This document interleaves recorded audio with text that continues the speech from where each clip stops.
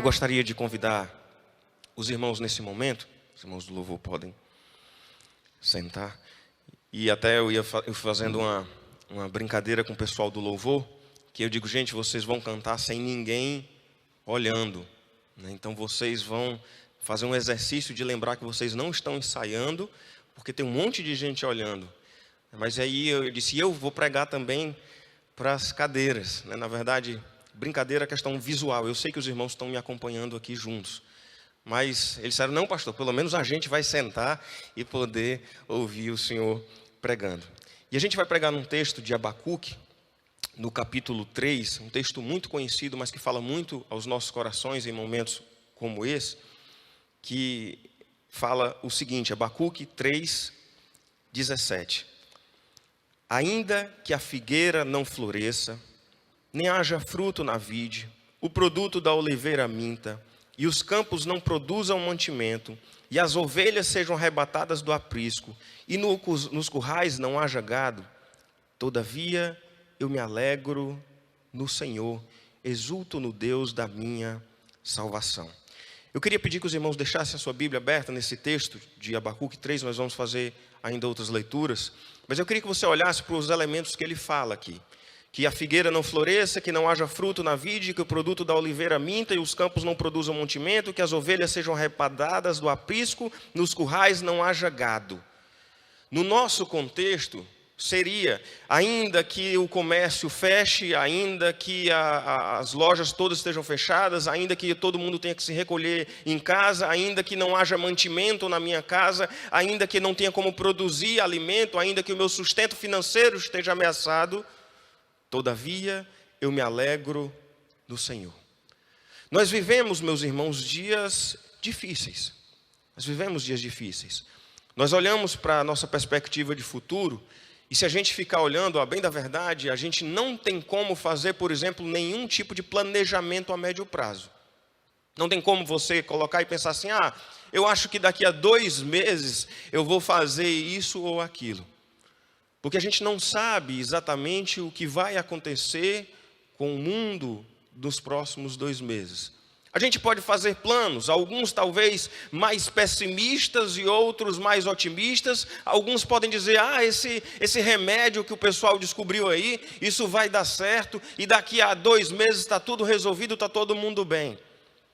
Outros podem ficar talvez numa atitude mais pessimista, imaginar, olha, daqui até setembro ninguém sabe o que vai acontecer do mundo. Independente de uma realidade mais otimista ou pessimista, independente da forma como vocês estejam vislumbrando, uma coisa que nós precisamos lembrar é que situações como esta, em que nós vivemos hoje, situações de calamidade, sim, mas de saúde que tem uma data para terminar. Em algum momento esse vírus vai passar. Em algum momento a paz, em termos de questão sanitária, ela vai retornar. Mas é provável que a gente ainda passe por muitas consequências, financeiramente falando, com relação ao nosso futuro. E aí pega tanto as questões financeiras, quanto pega questões de, eventualmente, alguns de nós sermos acometidos dessa enfermidade, de repente, que Deus nos guarde, mas de repente perder algum ente querido. E talvez olhar para situações como essa, leve-nos a tirar a paz do coração. De pensar, meu Deus, onde é que o Senhor está? Meu Deus, como que isso pode acontecer? Por que isso está acontecendo? Ou como que eu posso ter tranquilidade se eu não posso planejar o dia de amanhã? Como eu posso ter paz se eu não sei o que vai acontecer comigo, com a minha família, com meus negócios, com a minha empresa, com o meu trabalho? Eu não sei se eu vou ter ainda um trabalho quando isso tudo tiver passado. E quando a gente pensa sobre todas essas coisas, quando a gente olha para as circunstâncias, a gente vai tender sempre a temer. A temer porque o ser humano, a gente gosta de ter as coisas sob controle. A gente gosta de poder dizer, olha, eu tenho o controle sobre isso, eu tenho domínio sobre essa situação, eu consigo conviver com isso, eu sei viver assim.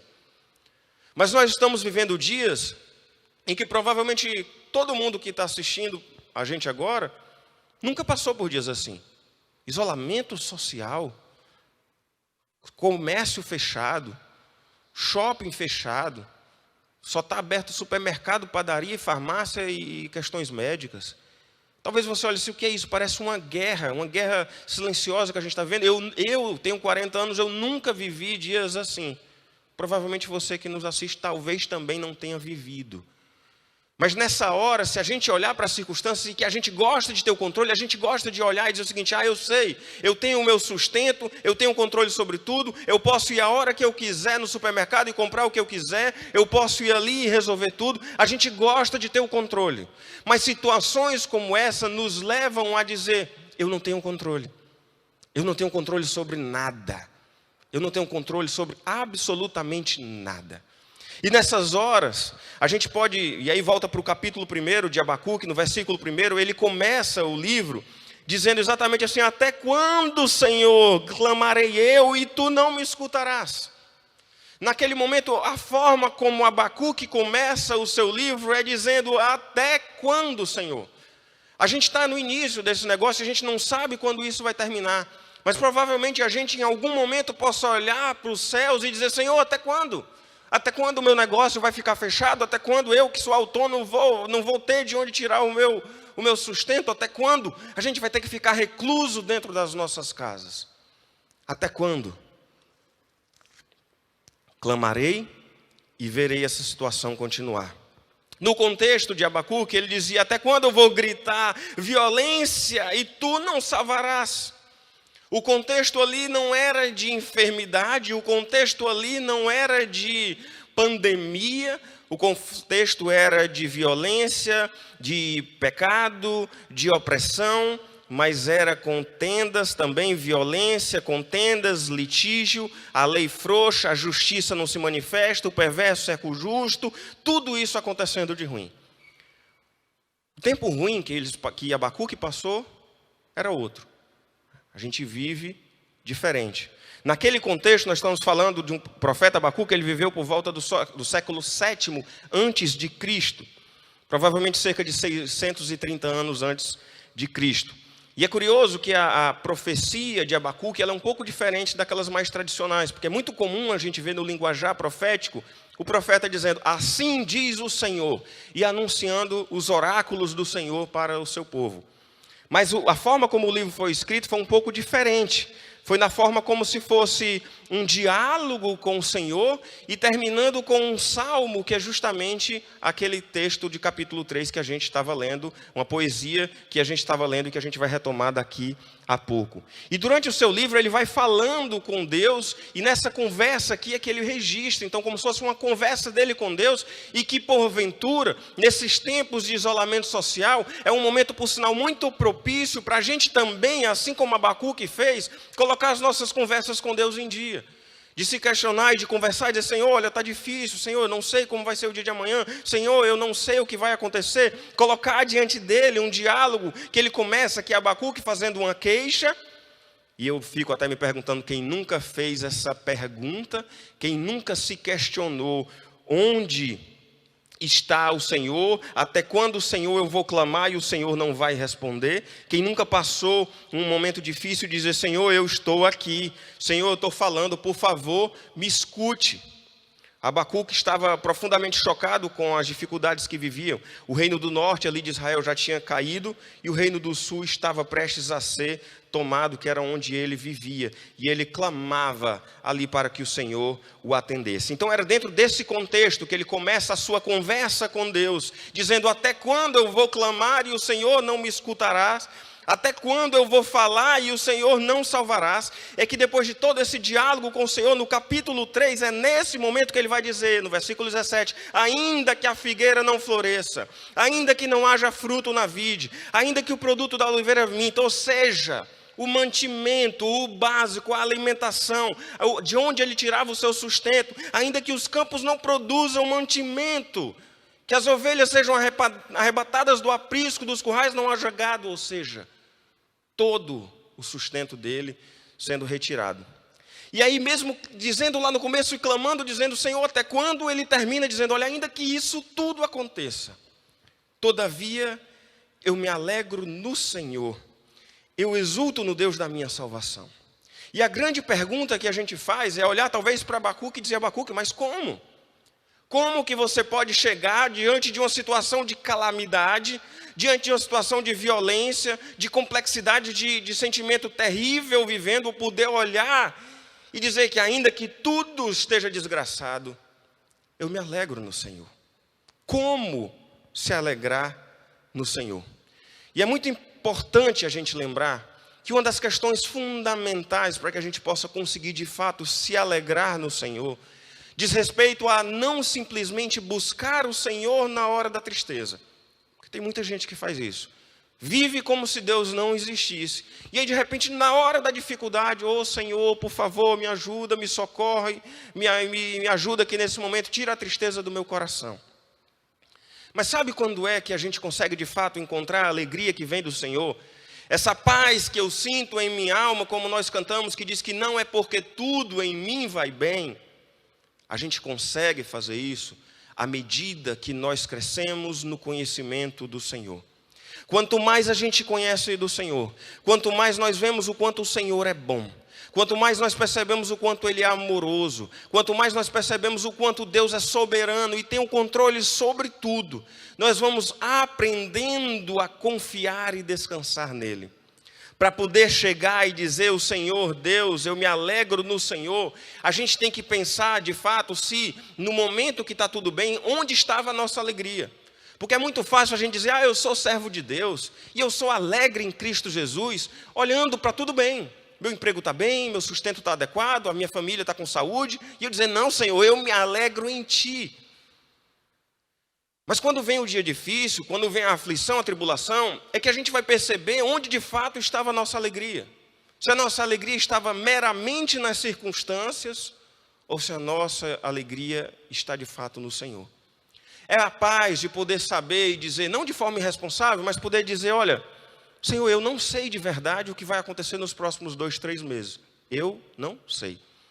Não sei. Tem um monte de teoria na internet, um monte de gente fazendo exames dos mais diferentes possíveis, mas a gente olha para todas essas coisas e a gente sabe que são apenas conjecturas. Mas quando eu me lembro que Deus, Ele sabe todas as coisas. Deus sabe quando esse negócio desse coronavírus vai acabar. Deus sabe quando as coisas vão voltar ao normal. Deus sabe o que vai acontecer comigo, com você amanhã ou depois. Deus sabe. E quando eu olho para a minha vida e tento eu manter o controle da minha vida nas minhas mãos, eu vou perceber que eu não tenho controle sobre nada. E eu vou ficar nervoso, eu vou ficar ansioso, eu vou ficar tenso, porque eu não tenho controle. Mas quando eu olho e posso dizer então que Deus é a minha fortaleza, que Deus é que é a minha salvação, que Deus é que de fato é a minha alegria, para que isso se torne uma realidade, é preciso que de fato eu conheça do Senhor. Que eu compreenda do Senhor, que eu desenvolva uma vida de relacionamento com Deus, de intimidade com o Senhor. Ninguém vai conseguir ter paz, que excede todo o entendimento, alegria em meio à tribulação, em Cristo, no Senhor, se não for de fato conhecendo o Senhor de perto. Porque a nossa alegria, ela não está pautada, e aqui a gente poder dizer que eu me alegro no Senhor, não é sabendo simplesmente que a nossa alegria está pautada nas coisas aqui da terra. Mas que sim, eu me alegro com as coisas dessa terra também, mas a base da minha alegria não está apenas nas circunstâncias, mas em todas as coisas. Perceba que ele diz, eu exulto no Deus da minha salvação. A gente tem muito a ideia, né, e agora, né, quem que vai me ajudar nesse momento? Quem pode me socorrer nesse momento de aflição? O Senhor. Levo os meus olhos para o monte, de onde me virá o socorro. O meu socorro vem do Senhor que fez os céus e a terra. E nesse contexto aqui, eu exulto no Deus da minha salvação. No contexto do Antigo Testamento, nós estamos falando exatamente de salvação, no sentido de livramento. Senhor, quem que vai poder me livrar dessa situação difícil? Quem pode me livrar dessa história de um monte de complicação que está acontecendo? Eu a exulto, não apenas me alegro no Senhor, mas eu exulto no Deus da minha salvação. Porque eu sei que só Ele pode me socorrer, que só Ele pode me guardar, só Ele pode, de fato, nos salvar. Mas quando a gente olha para esse texto, a gente não tem como deixar de lembrar que o principal motivo da nossa alegria não é a convicção terrena de que as coisas aqui estão no controle do Senhor, e isso é bom. Não é a convicção terrena de saber de que ainda que eu ande pelo vale da sombra da morte, não temerei mal algum, porque o Senhor está comigo, e isso é bom. Não é de saber que aqui tudo isso, a tempestade, a tribulação, ela pode durar um tempo, mas o quê? O choro pode durar uma noite inteira, mas a alegria vem ao amanhecer. Se esse amanhecer vai ser daqui a 1, 2, 3, 4 meses, a gente não sabe, mas um dia ela vai chegar.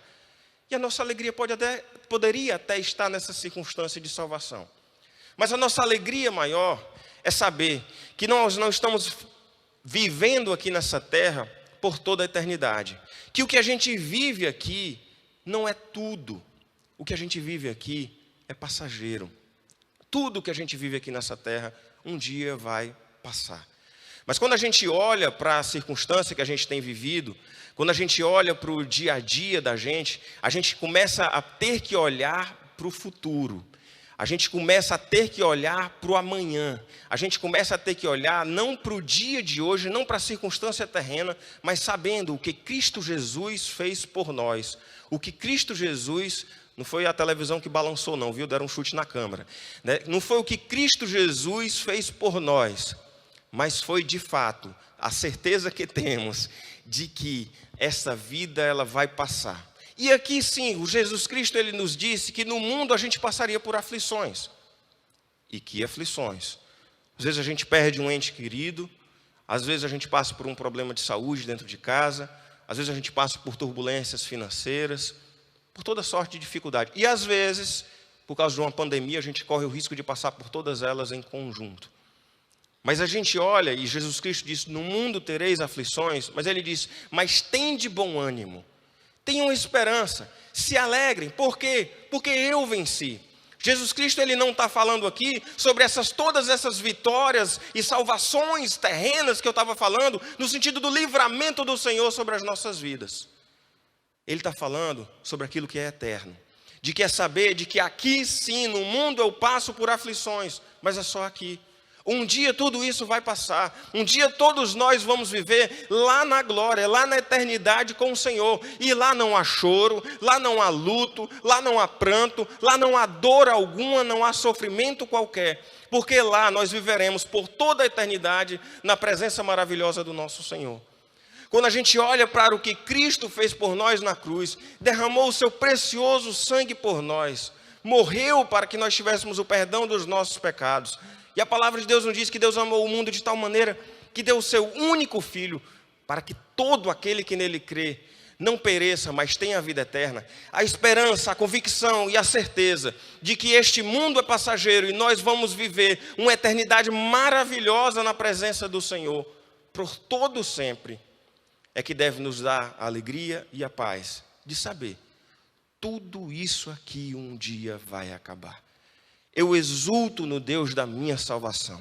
Da salvação no sentido do livramento terreno, mas também da salvação no sentido da eternidade, de saber que viverei para sempre com o Senhor lá na glória. E o texto fala então que Deus, exulto no Deus da minha salvação, o Senhor Deus é a minha fortaleza. O Senhor é a minha fortaleza, quer dizer que Ele é a minha rocha. É o sentido de que Ele é a minha proteção, de que Ele é a minha segurança. Só conhecendo o Senhor, desenvolvendo um relacionamento com Ele, tendo uma vida de intimidade com o Senhor, é que nós vamos poder dizer de verdade que o Senhor é a minha fortaleza. Onde está a tua segurança? A tua segurança está na tua família? A tua segurança está no teu recurso financeiro? A tua segurança está na estabilidade do teu emprego? A tua segurança está em quê?